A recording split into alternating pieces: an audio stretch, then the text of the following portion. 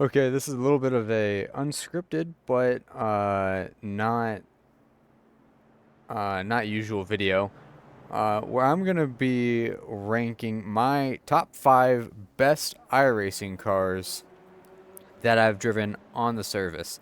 Uh, Good buddy Carl Sampson has done has done a couple of videos on his best, worst, and favorite, so on and so forth. And I figured I'd want to hop on the train and at least make one for my best cars on iRacing. This is going to come with a caveat. It has to be cars that I've driven, and there are a fair amount of cars that I have not driven on iRacing. So if you're expecting to see something like the Nissan GTP in there, well, you're out of luck because I haven't driven that car. And it also only applies to stuff that I've owned too. And this is not really quality, it's more so personal enjoyment. So you're not gonna see, GT3 cars because that's they have the highest quality modeling or whatever. It's gonna be what I enjoy racing the most and what brings me the most fun, since that's what I'm chasing after on iRacing. So without much further ado, let's begin with some honorable mentions. Okay, and starting with our first honorable mention is going to be the Kia Optima. Yes, I actually like this car, and this will be the only road car appearing on this list because I'm not a huge fan of road racing on iRacing. I know that's kind of an unpopular opinion, but it's not something that I jive with all that much. But either way, out of all of the sports cars, the Kia Optima has to be one of my favorites to race. And notice that I said to race because driving by yourself, this thing is absolute hell to drive by yourself. It is not fun to drive by yourself. The car plows like a dump truck. It's slow. You can't really get on the throttle. Not many people race it when since everyone chooses the Cadillac over it. But in any event, it is a riot to drive with other people of similar pace because everyone's struggling with the same car. Everyone's on the same boat, so to speak. So of course there's going to be demons in the 4, 5, 6 plus K I rating bracket who drive Kia Optima a lot and will absolutely wax you in this car. But if you can get with people of similar pace, this car is a bunch of fun because everyone's struggling and you're trying your best to get this car to turn through the corners.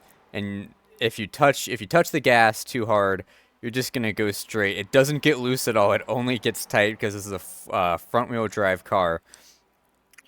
But anyway that you scratch it, at least for me, the Kia Optima, especially at a fast flowing track like Lime Rock, is tons of fun. I've had tons of fun at Road America here, or tons of fun at Road America in the Kia Optima. And generally, especially with the new damage mod updates, this is a car that can take some contact. You can give someone a little bit of a nudge to get them out of line. Granted, they won't appreciate it, but it's not a car that is super sensitive to damage. But driving by yourself, it's not fun. Racing with people, it's one of the most fun cars in the sim, in my opinion. But I have it on the honorable mentions because its its handling is so bad that that it kind of detracts from being in my best cars. I think it's really fun, but it is such a pain in the butt to drive, and not like the fun pain in the butt where it'll kill you. It's just very lethargic. But if you can get a race with someone going, you can have a lot of fun in these cars, and they're free, so you don't have to pay for a what's essentially a dump truck. Okay, for the second honorable mention, it's gonna be the Legacy Arca car. Um, I'm having this as an honorable mention because I don't want to include legacy cars in my top five best cars because they're not being used in official anymore. But if this was in top five best cars, this would definitely be tied with number one or a very close second place because I love the old ARCA cars. Granted, I really like the new ARCA cars too, and you will see them somewhere on this list. But the old ARCA cars were set such a high bar in terms of fun to race that I think that the new ARCA car just isn't going to match up to it in any way. I like the new bodies. I really like the old bodies, especially with the customizability of this. You can see I'm running a Dodge Charger on this car, but the customizability of this is definitely a plus. Granted, when the new ARCA cars first released, people were making all sorts of things with the Ford template and the Chevy one too. But I digress. The old ARCA car was really fun for me because it was it was a lot of times on the loose side. Um, and it was and you could really put the car on the right rear super easily, and it was so much fun to try to drive fast, especially at short tracks. And personally, I didn't even hate the bumpers misaligning. When the new damage model came out for these cars, this was the first oval car to receive new damage model. Um, you could lift someone up by just tapping them on the rear end. So it really discouraged it really discouraged contact. And I don't mind, and of course, you know me, I don't mind contact, but I think at its place in D class, it really put an emphasis on uh not hitting people to pass them and more so setting up clean passes. Now, granted, there were always people who were just going to drive through you and spin you out, but you could protest them since everyone knew that would this car would lift you up if you and spin you out if you touched them. So you could give someone a very light tap to unsettle their car, but there was a definite line between, you know, lifting someone's rear tires up off the ground and barely tapping them.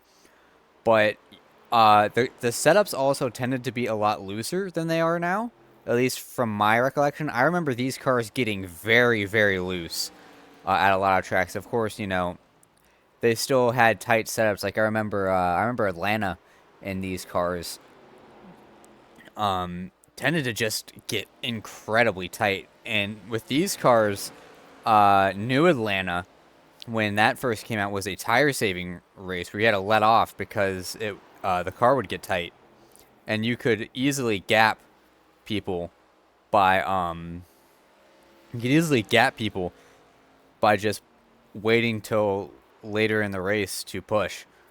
But yeah, it definitely rewarded tire saving. Of course, the new one does too. But the draft was also so much less pivotal to the car, like the new ARCA car was upon release. Granted, with the new one they've toned it down, but this one, you know, draft was important, but it wasn't, you know, it wasn't a lifeline. You weren't having draft trains at 1.5 mile tracks like you do now. And this was so much fun on road courses and short tracks. I have it here at Phoenix, in a really old race, and this was one of my favorite combos ever. Legacy ARCA car at Old Phoenix. You just can't get a better combo than that.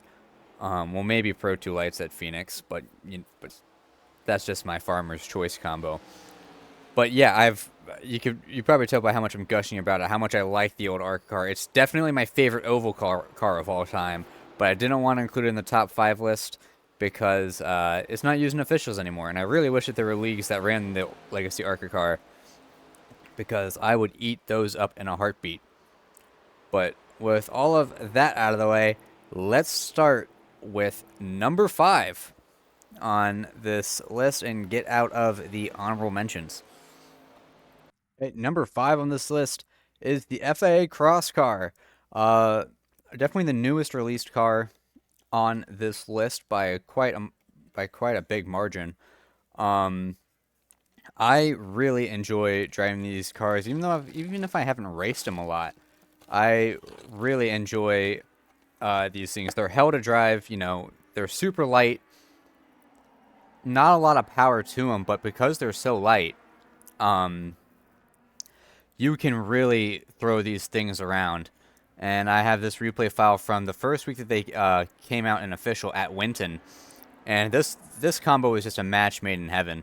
I think that these cars, they're the perfect blend between like the Beetle Light and the Pro 2 Light, to where they're purpose built uh for dirt road, but you can't slam into people like you can in the Pro 2 Lite.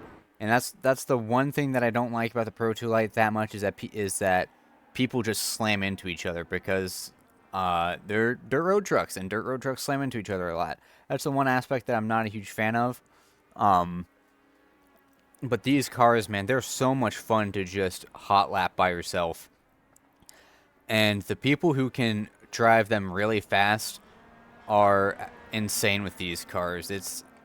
They're so light that, like, driving on asphalt, you don't have any grip, and maintaining momentum is so important, because at least in like the Pro 2 Lite, the momentum comes from the lack of power. The momentum comes from the lack of weight, and especially on dirt, you can really floor these cars without sliding out a lot.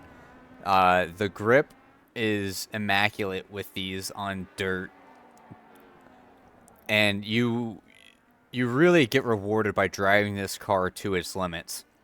And it's definitely a car that I haven't raced a lot, but it's something that I've driven a lot. And as I'm trying to get better with this car, and I'm within about a couple tenths of the points leaders, and I still need to shave down those couple tenths before I can really get comfortable with racing this a lot more often. But these things are a ton of fun. The rear end loves to slide out on these things. It's super easy to spin out in them. And you another thing is that you barely have to brake in these cars because they're so light. Just barely tapping the brake can send you around. And a lot of the speed comes from wheel inputs and minimizing sliding, and it's so easy to slide these cars, like I've said.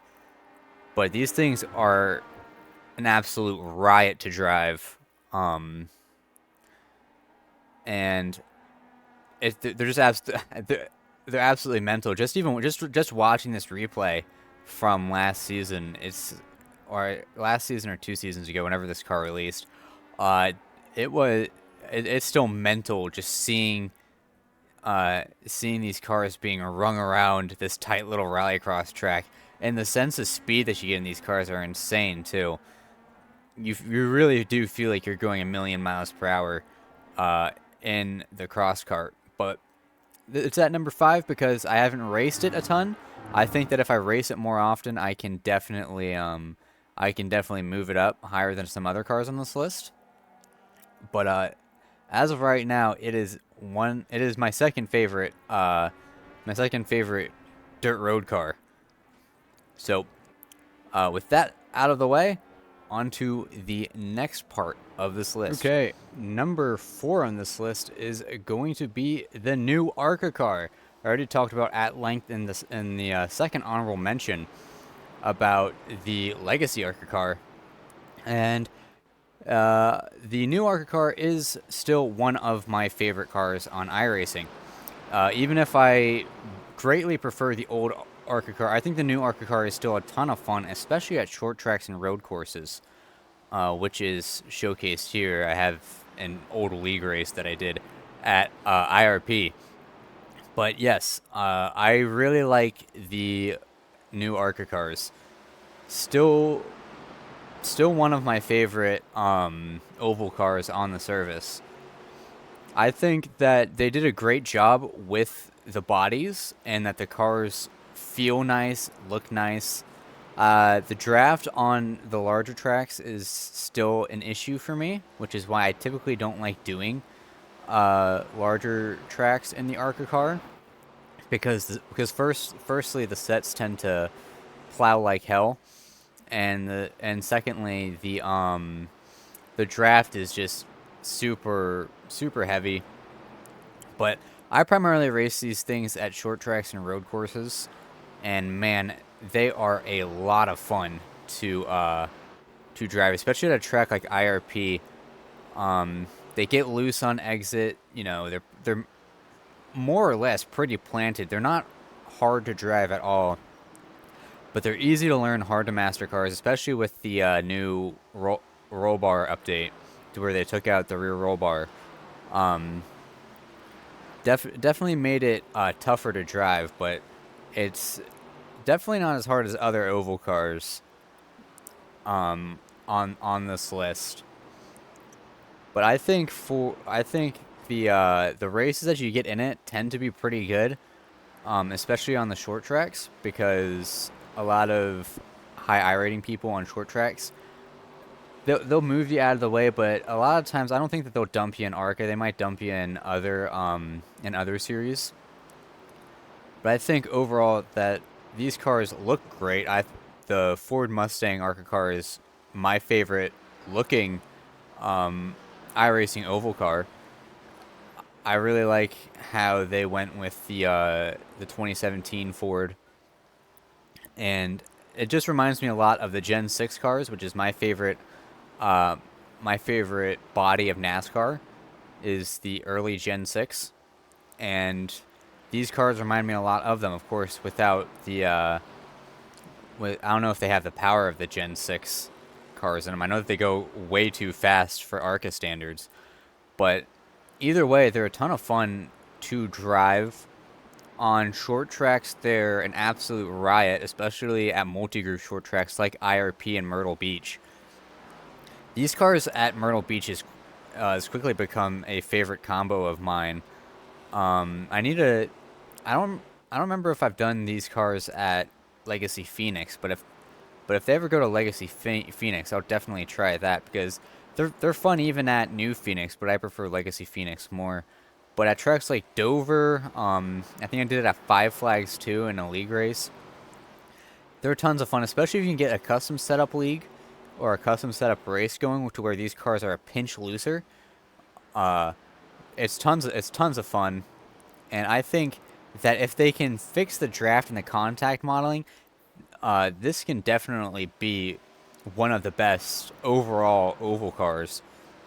I just think that they need to tone down the draft even more so it's not a draft festival at at larger tracks, and make the setups looser. And I think you have a great series that might even warrant a C class series that has cautions, but that might never happen since ARCA is really a stepping stone to trucks, and I don't think that they would ever. I don't think they'd ever make a C class ARCA series, even if it ran longer and had cautions.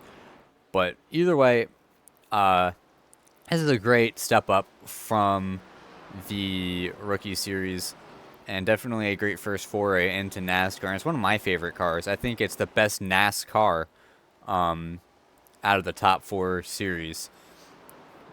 Just from how much fun I have with it. But that's enough of me repeating myself. On to the next one. Okay, number 3 on this list is probably something you weren't expecting. It's the street stock. I actually really like the street stock, and I really like C stocks as a series. It's just I'm not a huge fan of the C stocks community. I think that a lot of times a lot of people in there just race like idiots and just try to drive through you instead of trying to set up passes. So it's not really my type of race. And I like contact, but I think that you there's a time and place for contact to be made. But you know that's just me being stingy. But I really like the street stock. And if the new bodies didn't release, this probably would have been out of the top 5. But with the new bodies, the casino and I believe the the Panther, is that what it's called? And it's like Panther, Casino, and something else that I can't think of right now. I think it's really fun. I think that it's added a lot of flair to the street stocks instead of just the old bodies being everyone driving the same thing. And these cars, they're heavy as heck. They have a bunch of power, but they're very agreeable to drive. I've found a lot of times that you're getting a lot looser than you are getting tight. And even then, when that's happening, when you're getting loose, it's very easy to save these cars. And racing with someone, you can have a very enjoyable race, especially in C stocks, um, where you're evenly matched with someone and you just cannot get away from them. It's it's also a very rewarding car to drive, even with the cautions in C stocks. It's a very rewarding car to drive correctly because even if you're not getting tight, you still have to save your tires, and you can be rewarded by being fast and saving tires at the end of a race because you'll just have more grip than the other person. But they're also very punishing if driven incorrectly. It's very easy to get these cars into a spin, and the good thing is that with the contact, it is easy to recover from it. It's kind of hard to at least if you drive it correctly, it's kind of hard to be completely cleaned out unless someone like no brakes you. A lot of times you can, you can get a hit, you can get drilled in the quarter panel and still power through it. But I think this is the best. I think this is the best car for leaning on someone. Like the street stocks are just really good at handling contact and not pitching the car sideways whenever contact is made, like some other oval cars are. And it doesn't. I wouldn't even say that it makes both cars super tight like it does if you tap someone in like the, let's say, the B car. You give someone a tap in the B car and it just feels like both cars are going straight towards the wall. With this, there's little to no aerodynamics. The power is pretty low since the weight is so high, and the cars barely move. They're like boats. It's like racing tugboats around here. But um, but I think this is a great car that is suited for pretty much any track type. This is great at road courses too. Um, the only thing that really kind of hampers the not really hampers, but brings it down the list is I would say the people who drive it. I think that short track brain is definitely a problem in C stocks. While I haven't noticed it recently, which is good, there are definitely people who drive with way too much confidence in these things and will just drill you for no reason because you committed the crime of being in front of them. But I think that with, I would say, if you can get a race off of peak hours, this can be you can pretty much guarantee yourself for an enjoyable experience as long as the combo necessitates that you have to brake a little bit. And this replay was actually taken, I think, last week at Myrtle Beach. This was the one this was the race that I posted on my channel, but it's the the latest C Stocks race that I have. I mean, these things are fun at Charlotte, but I'm not a huge fan of full throttle racing. And anything bigger than a mile that isn't like Phoenix or New Hampshire, you kind of have to you can you can't really do a lot of enjoyable racing on because it will be full throttle.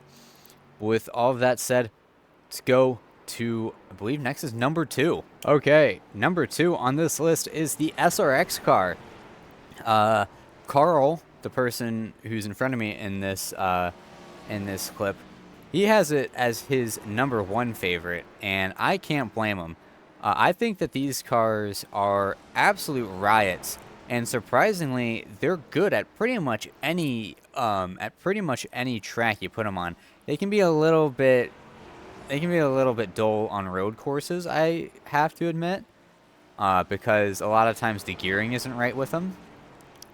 But I think that overall, they're a very well-suited car for all types of tracks. Big ovals, smaller ovals, dirt ovals, and road courses. I think that they are a ton of fun to, they're a ton of fun on all of them. Especially when it comes to road courses at tracks like Road America, um, like with long straights and heavy braking, trying to get these essentially wedges slowed down is a Herculean task in of itself. And trying to get these things to cooperate on dirt ovals is hard, but it's very rewarding when you can get it right. It's all about feeding the right rear onto the cushion and to drive off of it. But the only real downside to the SRX car is that it's not a very active series. We have races on Wednesday nights and Friday nights at Wednesday nights at 11:30 Eastern, and then Friday nights at 9:30 and 10:30 Eastern. And I broadcast the 10:30 ones, of course.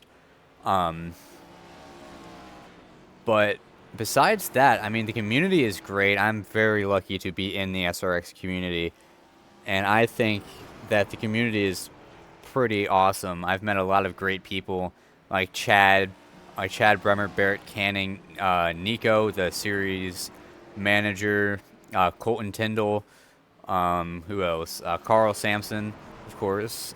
Never say Barrett Canning. And probably a couple other people that I haven't mentioned, like Andrew Bowman, Taylor Daniels, and James Vining, Tyler Brewer, you know, all those people. Very glad to have met them through SRX. But these cars, another complaint that I have with them that kind of takes them, that kind of takes them away from my favorite car of all time, is that they're they're only raced fixed, and the fixed setups tend to be pretty bad. Like, I'm kind of lenient on setups a lot of times because they're tailored to be easy to drive, but sometimes they really miss the mark on the setups for SRX, especially at road courses like the Charlotte Roval road course last season. That setup was terrible. I think the new Smyrna one was pretty bad this week. But overall, they're very fun to drive. It's definitely a lot different than what you're used to because these things have no aerodynamics and they take a lot to slow down, and they don't necessarily like being jerked around that much. But it allows for a lot of amazing racing. We've had a lot of great racing on the SRX broadcast split Friday nights at 10:30 p.m. Eastern Time. And I think soon we'll probably have a clip on the iRacing Top 10, hopefully. But these cars, if you're looking for a community to join and for some fun, clean, like-minded group of people in official racing, for fixed setup too, if you don't have the time or knowledge to make your own setup, SRX is the place to go. You know, the only downside is that these races don't have cautions because they're D class. I really wish iRacing would lower the price of the SRX car, maybe to like $3, or maybe make them even free because the SRX series doesn't exist anymore. But I know that they have contracts with Fury Racing, who make the chassis for these, and I don't know how well Fury would play ball with that, since they're essentially late model chassis. But either way, these things are a ton of fun, and I think that if you're willing to join the community, it is well worth taking the dive and making the purchase of these cars because they're quite fantastic. But that's number 2 on this list. and the grand finale that you've all been waiting for and that you probably can predict coming up next. Okay, you guessed it. I knew it. Number one on this list for my favorite iRacing car and what I consider the best iRacing car on the service, the Pro 2 Lite. I have been racing Pro 2 Lights ever since they came on iRacing, and I have not regretted a single moment of it. This is my favorite car of all time on iRacing, and it's hard for any competition, especially now that the Legacy ARCA car has been moved to Legacy. But this is one of my favorite. This is essentially my comfort car, you could say. It races at rallycross tracks and dirt road or the short course tracks like Wild West. Um, while I do have my qualms with the scheduling of Pro 2 Lite and the way that this series is handled, these cars are amazing. They don't have a lot of power. The center of gravity is really high. They're easy to learn and incredibly hard to master. So with a very accessible skill floor, they have an extremely high skill ceiling, and it provides for some great racing and just great driving in general. A lot of people don't know this, but this car is superb at road course racing. It's slow, but it has a lot of grip. But you can't push it too much or else you lose a lot of time sliding. And I think that the rallycross tracks are the perfect bridge between dirt road and road racing. And I'm not a huge fan about how they're trying to phase them out in the Rookie Pro 2 Lite schedule, because these cars, wrangling huge trucks around a tight, twisty rallycross track is a ton of fun. These things take contact like a champ. You can run over curves like there's no tomorrow. Now, granted, that has led to, cheating being a lot easier in these cars, but that's really a self-policing thing, because you can get suspended for corner cutting in Pro 2 Lite. But these things, like I said, they take contact like a champ, and the high I rating Pro 2 Lite people are very, very friendly and easy to work with. Dennis, who I'm racing with in this clip, is a great racer. I know that there's a lot of people in the Special Stage League who race Pro 2 Lights, like Sean Winkler, Ton Monhemius, Joey Kirk, Joey Herbie, and a couple other guys. They're all very nice people, and they're willing to help you out whenever you need help with this car.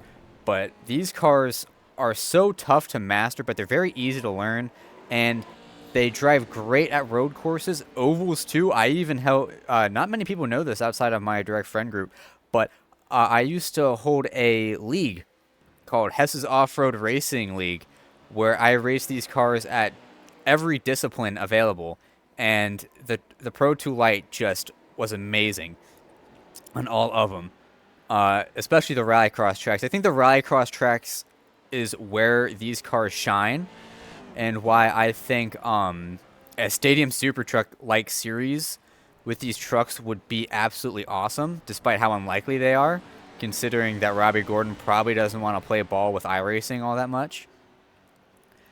But these things will always hold a very special place in my heart. They're pretty much the sole reason how I got to 7,000 dirt road iRating, because I've just been farming Pro 2 Lights for that long. But I've had a lot of memories. It's the reason why I'm on Team Watson Racing is Pro 2 Lights. And I'm so glad I got into driving these cars, because they are just so much fun. And I really wish more people would drive them, but they're rookie class, so there's always going to be a group of rookies driving. But every so often you'll catch a super high rating guy driving these, and it's kind of like meeting a wanderer in Tokyo Extreme Racer. It's like, whoa, this guy is like a legend, and you know that they're gonna race you hard, but they're not gonna drive through you. There's an air to respect to a a lot of the Pro 2 Lite really good drivers, and I'm just super happy that I've gotten great. I mean, I would consider myself pretty great in these cars, at least at rallycross tracks. Uh, and I really encourage people to drive these cars because, like I said earlier, I know I'm repeating myself a lot. They have a very approachable skill floor, but a super high skill ceiling. But with all of that said, thank you for watching, and I will see you in the next race.